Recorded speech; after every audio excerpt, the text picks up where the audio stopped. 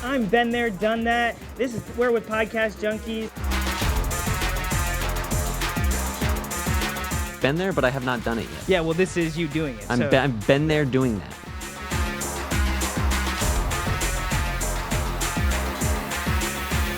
What's up, everybody? I'm Podcastro, and this is the Been There, Done That podcast.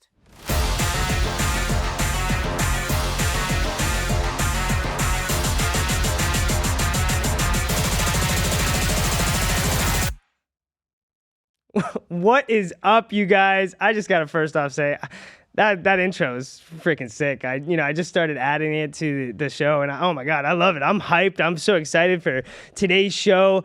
What's up, everybody? I am Podcastro here. Been there, done that, and today I am so freaking excited to introduce my guest. First off, I hope you all are having a great day. What are we at the day during the week? I don't know. We're on a Tuesday. No, it's a Wednesday. What day is today? Tuesday. And we are just having a great day. So without further ado, I'm going to introduce my guest, Jahral, also known as Tag. Man, this guy has the accolades. This guy went from doing freestyle raps to rap battles to now having platinum and gold accolades, being on the Gram. I mean, this man is the real deal. And I was just so honored. He came into the studio one day and I said, would you like to be on my show? And he's like, honestly, yeah, we had a great time. He came to our networking event yesterday. It was a great. So without further ado, Tag, welcome to Been There, Done That, man. Thanks, man. I like that intro and the introduction you gave me. It made me feel a little great, Yeah, I mean, you got stuff to say for it, man. Yeah. You definitely unbelievable, bro. Yeah, your intro was good too. So I like your intro too. Oh, thanks, man. I appreciate that. Yeah, so we just started adding that intro, but I mean, it got me hyped up. I was like, it's funny with a lot of production. That first impression can be really, really important. Yeah. You know, and kind of leads us into what I kind of want to talk about. I mean, let's get a little bit of a background story on you, Tag. I mean, you've been in the industry, but I want our audience to know a little bit about you, man. Yeah. I mean, I've been in the industry for almost 20 years now. Wow. It's been a long time. Yeah. How old are you? You wouldn't believe it. How old you think I am?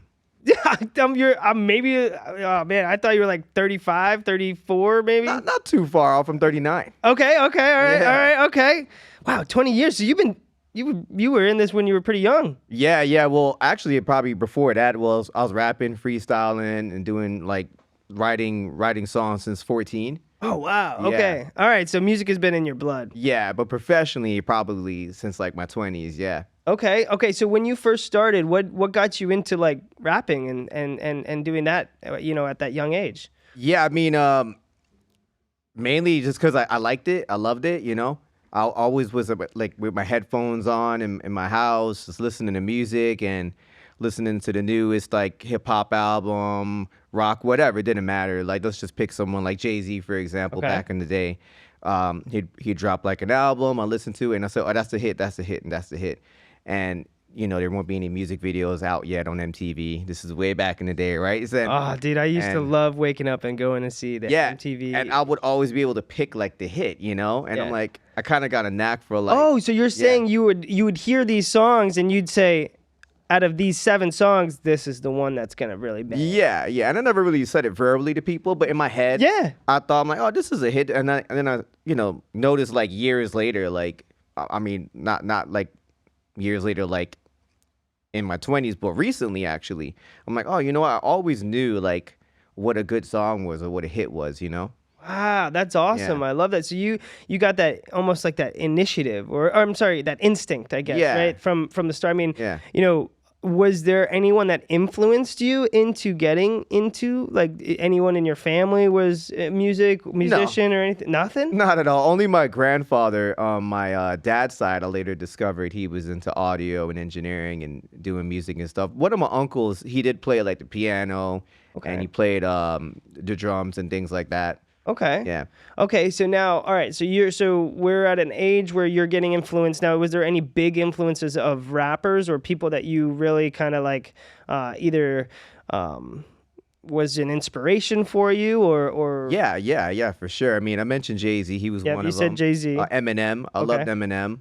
Nas. Okay. Nowadays, I like Kendrick. I like Drake. I like both of them. Okay. You know, I like what these new guys are doing. I like the newer boom bap type stuff. Okay. Like I'm more of like a lyrical rapper, punchline. So Freddie Gibbs, he's been around for a while. I like him.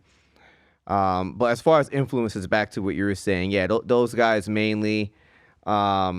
I'm trying to think if there's anybody else that really stood out to me. Outkast. Okay. I Okay. really liked Outkast. Okay. You know. So those artists, they basically influenced you to, have that spark of becoming a rapper, freestyle, maybe even going into some rap battles or stuff like that.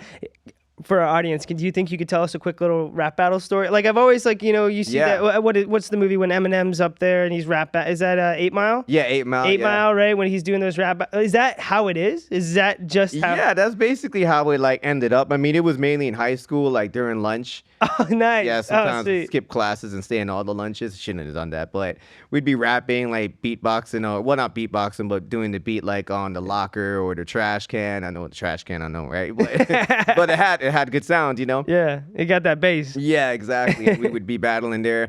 I wasn't one of the best, but there was some more notable guys in high school that I'm like, oh man, if they can do it, I can do it too. Not just from looking at the superstars like Eminem or Jay-Z, but seeing people locally, especially in my high school that were doing. I'm like, oh, so I befriended some of them, learned the ropes, and we ended up battling some of them. Sometimes I won, sometimes I lost, Yeah, it happens. For sure. And actually, it's so funny that you're saying this. This is something where we have a little. I used to be the beatboxer for my guys, my really? friends. Yeah, because I'm a drummer myself, so I have that background. Okay. So they were always like. Yeah. I got the good little, the beats and stuff like that. And they're always like, yo, Ben, I remember they would wait for me to come to lunch and be like, yo, we need Ben to be, because you're right. Yeah. I actually had friends that stayed in all of the lunches.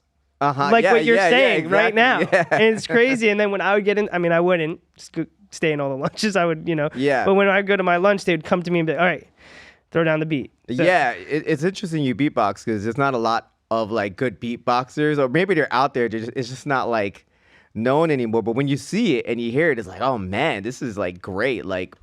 I would honestly stop and watch somebody beatbox and rapping, two people, kind of like Eric B and Rakim. Yeah. Where he's beatboxing and the other person's rapping. I would watch that versus going to an open mic with somebody playing their music and trying to rap and you don't hear nothing. Yeah. I'd rather watch a beatbox and somebody just freestyle and you're just ripping some bars. It could be a riff. Yeah.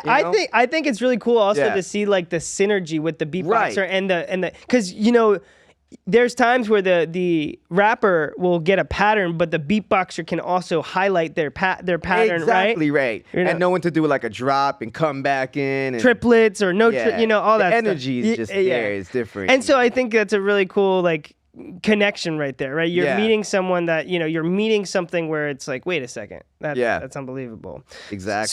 So coming back to speaking on, you had all this influence, you were kind of going in these rap battles. Now you kind of got an influence to what gave you the spark to almost produce, right? Because you're producing an insane. I want to know how you got to this position, right? How I got to engineering, producing, audio. Yeah, of course. So what happened was once I graduated high school and left the trash cans and the lockers, got into college and I'm like, what am I gonna do? So I didn't really know exactly what I wanted to do, but I did take some audio electives, right? And that's where I met Eddie Mishal, who's in my bio there, and he was the engineer for Hotel California. He ended up being the engineer for Hotel California. He wasn't the main one. The main guy got sick, so he took over. Really? Ended up doing that song, and as you know, that song is one of the most streamed songs in the world. Anyways, he didn't like rap, but when I was in this class and he would hear me, he's like, I don't like rap, but you're good. And he's like, and you're good at with your ears, because it's not just your voice and your vocals and your lyrics, but you have to have really good ears. Yeah. Someone like Ariana Grande, she could sing very, very good. She has 4 octaves, right? But her ears is what it is. She can hear like if she's off key or on key, you know, and that's very important because a lot of people can't. You know? No, that's one of the most impressive things. I mean, especially when I'm with my musician friends. Yeah. Being a drummer, I've got very good rhythm and time. Yep, exactly. Right? And that's important. where I strive in. And I know it's important, but also it is insane when I see my guitar player play a song and they're like, oh, that's in the key of E. Oh, well, actually, let's play this a 7th step down, and we're going to play this in a key of B flat. And I'm like, wait, what? And then they just hear it, and it's like, it's unbelievable. To train your ear is something that is like, I mean, that's why I think music is so important. But for going from there, you're right. Being able to identify music from an ear, from just listening and observing, it's a whole nother game. Well, not I'm talking to a drummer. You understand the language I'm talking. Yeah, of course. Exactly. So just knowing that I had great ears, and then on top of that, I couldn't really afford the studio time. And at that time, you know, you had to like get studio time. There wasn't really the home studio. The home studio thing was just popping off. We're just starting, right? And if you had one, you know, it did cost a good amount. Of course, yeah. So, you know, so getting studio time and trying to like do my own music, it became difficult, you know, just spending all that money. So I just kept learning and learning, going to school from him. From him. Oh yeah, even after school, like I couldn't afford to go one semester, and he called me, and I was like home sleeping, and I'm like, I roll over, pick up, and it's Eddie, and I'm like, who's this? He's like, Gerald, where are you? I'm like, oh, home. He's like, why the fuck aren't you in class? I'm like, oh. I couldn't afford to go. He's like, so just come to class. So I would go and like sit in the back. Oh. I wouldn't even be like, you know, it's supposed to be in that class because I didn't pay. But anyways, he kept teaching me. And then he let me intern at certain studios he was working at. That's how I like learned the ropes. And I'm like, okay, you know what? Instead of like paying for studio time all the time, I could probably do this myself by just investing the money and getting my own equipment, which is back in the day at that time, it was a lot. So I took the investment and I did it with a couple other partners who, you know, we broke up. We're no longer together. But I had my own studio, sort of like this, and we were doing recording myself. We had a group. We were recording, you know, just to make money. We were doing sessions for other people. So throughout that, I just learned, and what I would do was take my songs back to Eddie. Hey, what was wrong here? Oh, you have to do this, you have to do that. Oh, I love and that. this sounds like crap. So I always used to be like so technical, and he's like, no, use your ears, man.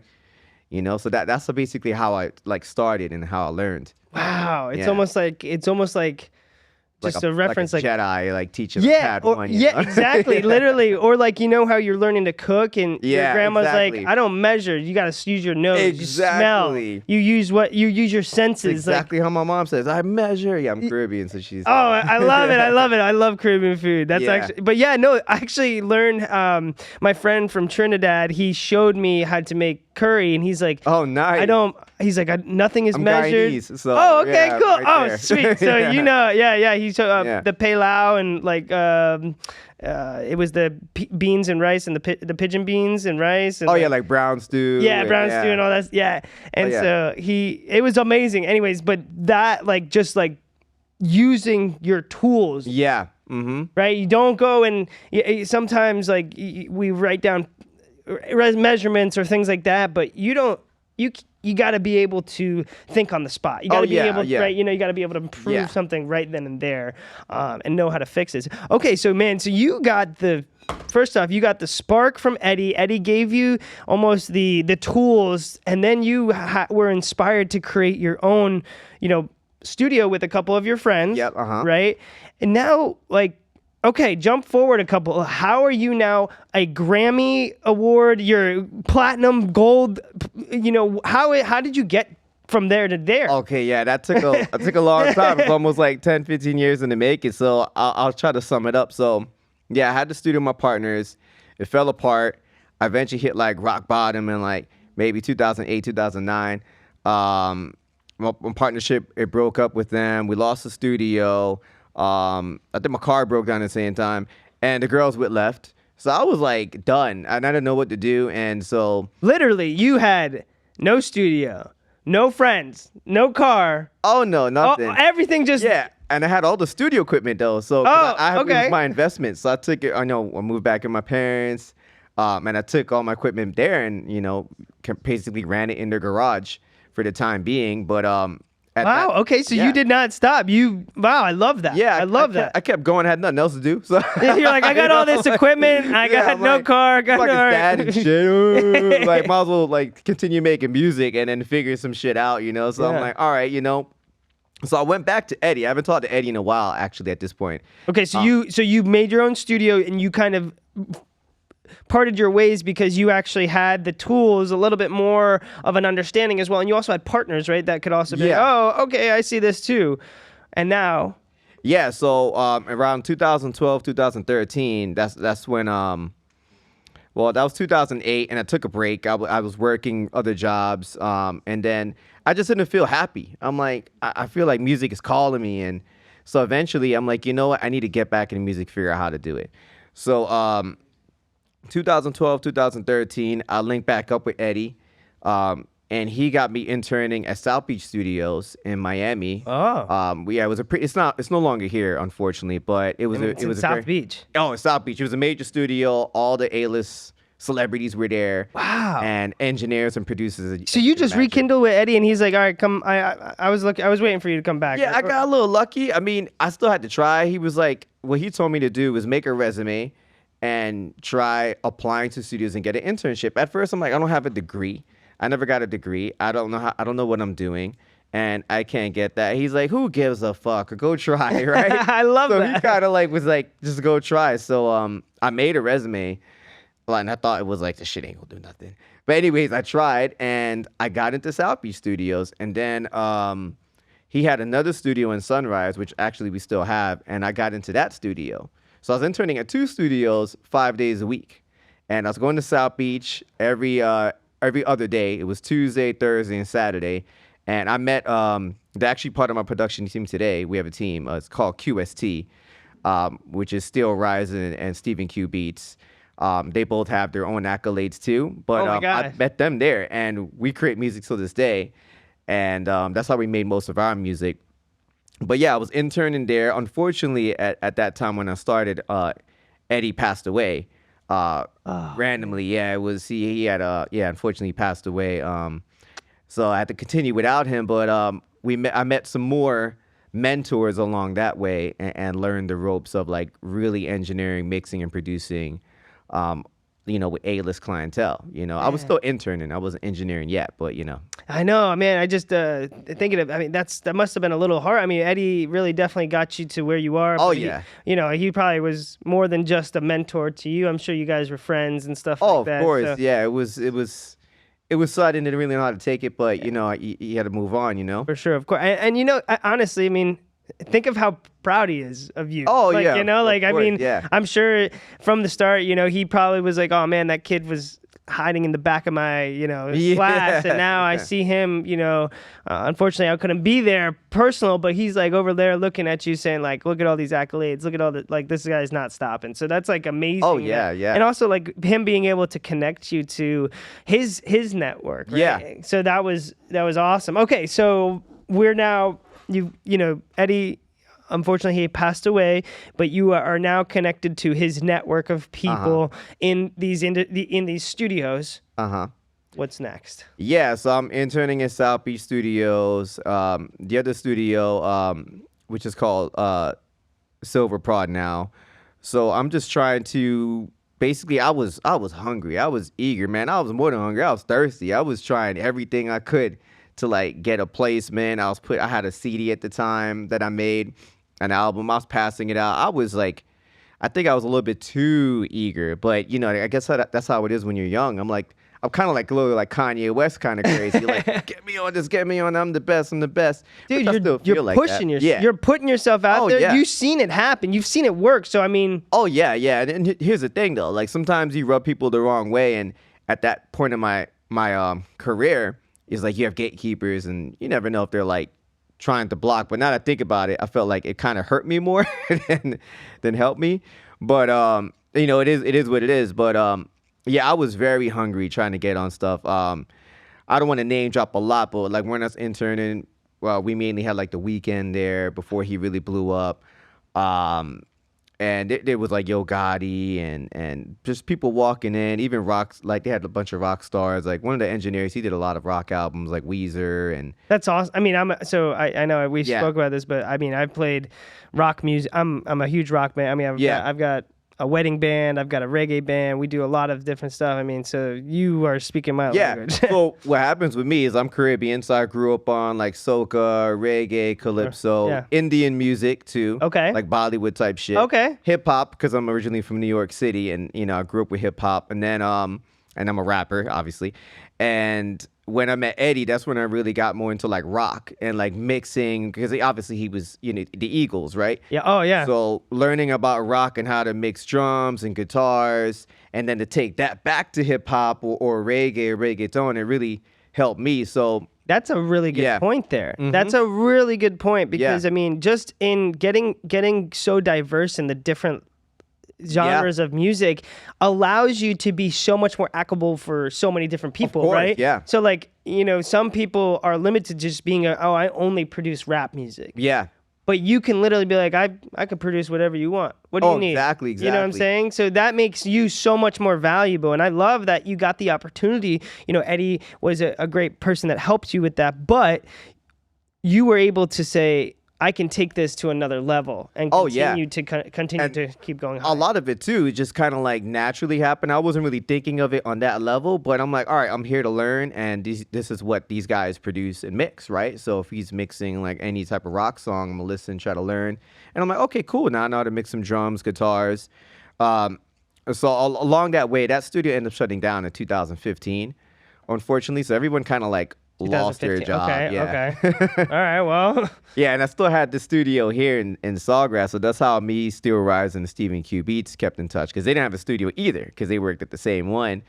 And Stephen Q Beats, I'll probably speak for him there, but he ended up like nailing a lot of big records. He ended up working with like Chris Brown and Wow. getting a Grammy with him, and so we continued working at Silver Prod, and well, I was there and that studio got sold to some new ownership. At the time when that was happening, there was my other guy, a good friend of mine named John FX. Okay. He's a big reggae producer. He's done so much stuff from like Vibes Cartel down to Egyptian. Oh, nice. He's still around. I was with him like not too long ago, but he was in transition of getting that studio and taking it over. He was working with XXXTentacion at the time. Wow. Yeah, so he hit me up and said, hey, and he met me from South Beach Studios, right? Because he came to fix some stuff for some artists there.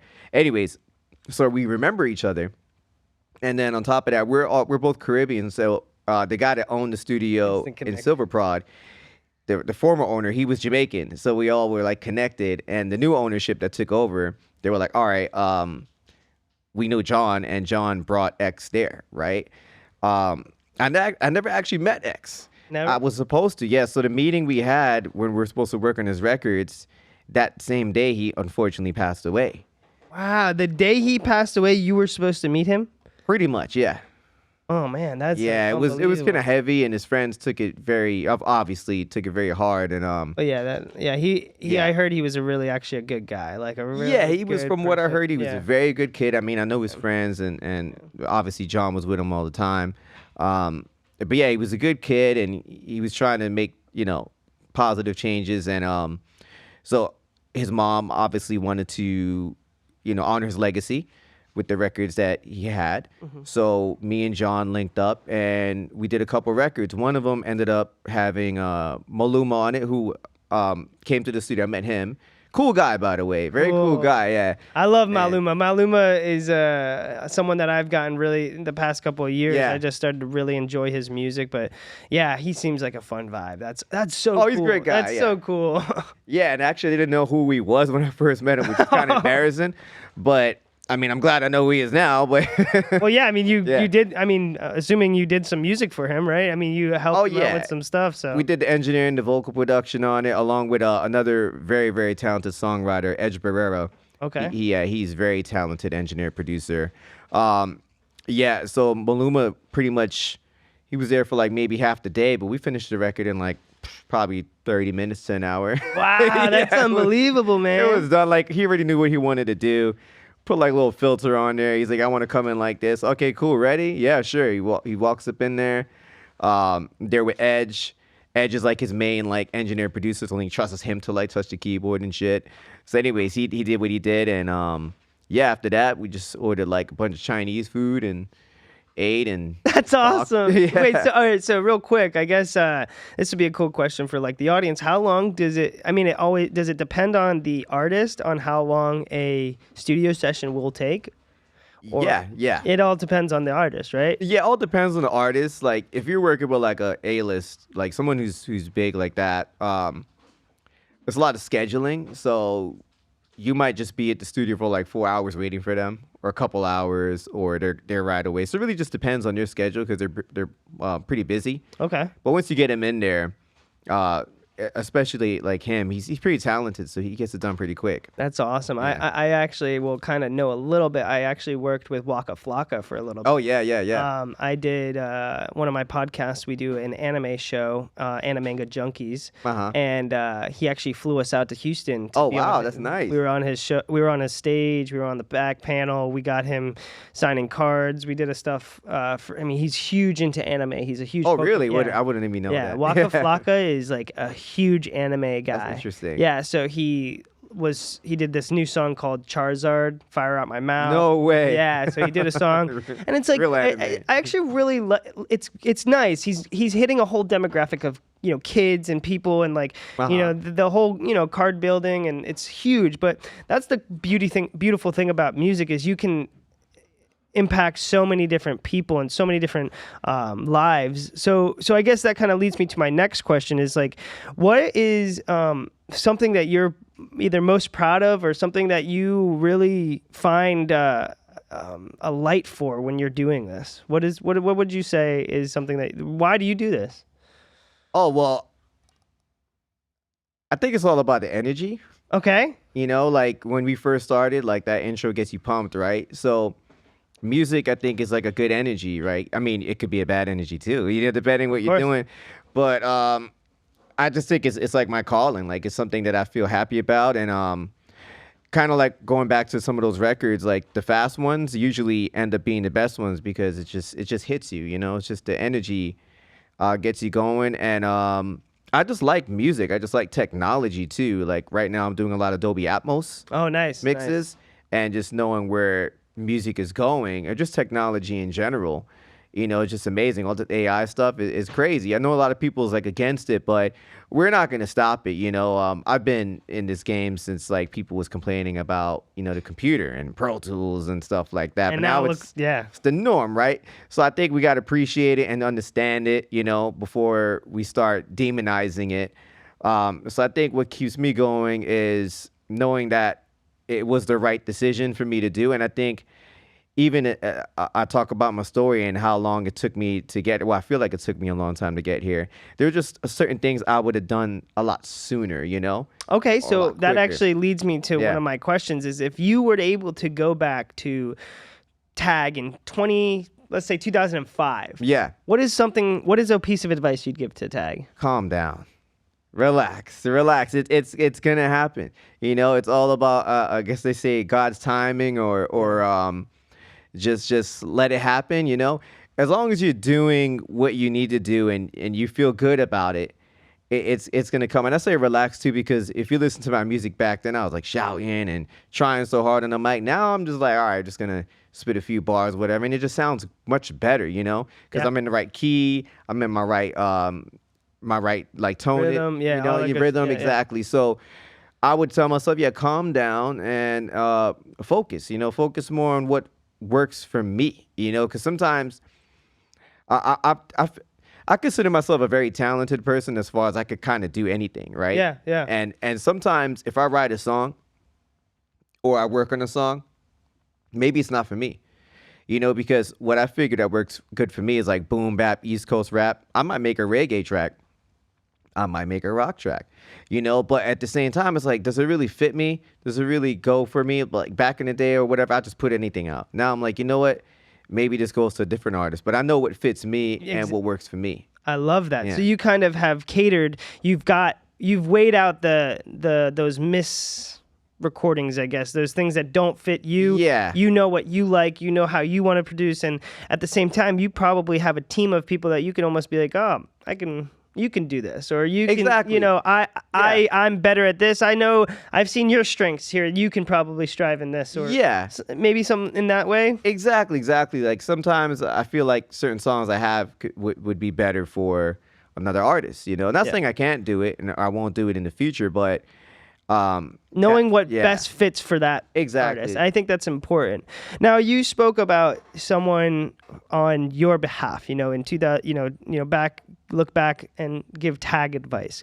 If you were to give advice to maybe a young artist or a young producer trying to maybe break into get into this industry, is there something a little bit different than you would tell them? Yeah, actually, it's gonna sound like it contradicts what I just said. Okay. But try everything, do everything, right? But learn quick.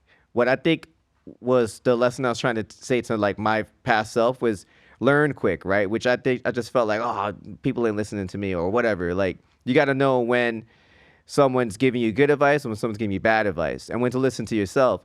But try everything because you got to analyze it. You got to look back, come outside yourself like you're looking at yourself like another person, and analyze what's working, what's not working. You know, and what's working, lean into that, double down on it. What's not working, trash that shit. You know, like I love it. It ain't worth it. You're right. You know, you're right. And that's gonna help so many people out there, because there are so many people stuck on certain thing, and they're stuck on trying to get a perfection. Like, you know, something I tell my podcasters: if you wait for your podcast to be perfect, you're gonna be mute for the rest of your life. Yeah, exactly. You know what I'm saying? You gotta try it. Like even I do still a lot of engineering, mixing, and mastering. I know I'm good at it. So, all right, I'm gonna double down on it. I'm not gonna quit rapping. I could out rap a lot of people. I'm gonna continue rapping. I love it. You know, so that's the way I look at it. All right. So before we wrap things up, I got a couple more things that, you know, we didn't get to touch on your accolades. So maybe we can kind of just go ahead and give a little bit of what you've created, of what accolades that you have. We can shout out some of your studios, some of your places of recording, or even your following too. I would love to kind of give you a little space to kind of let's hear about some of those awards that you guys have received. Oh yeah. So the one I was talking about with X and Maluma, that song is called Arms Around You. It's now a platinum record.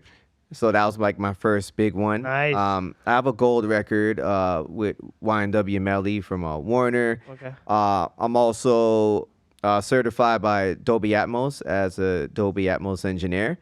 I'm part of the Grammy Association as well, a voting member. That's awesome. Yes. That's really cool too. Wow. Yeah, and we're still making music. Me and my team, we put out instrumental albums, my own songs, and we've done a lot of sync placements. So you might hear our music on ESPN, NHL, Basketball Wives, so reality shows. So our music is everywhere. We're doing a lot of sync placements, even with music supervisors. So we have some stuff in the works that may be in some movies, you know. So a lot of things is happening, yeah.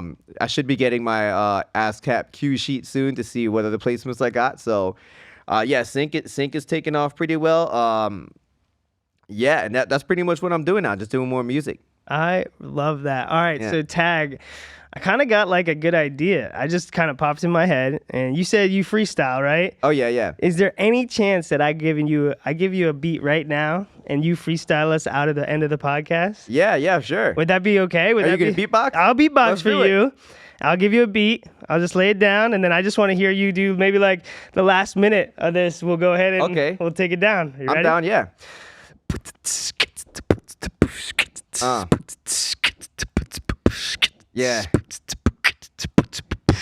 Yeah. I'm on Podcast Junkies here with Podcastro. Interview, he's not an asshole.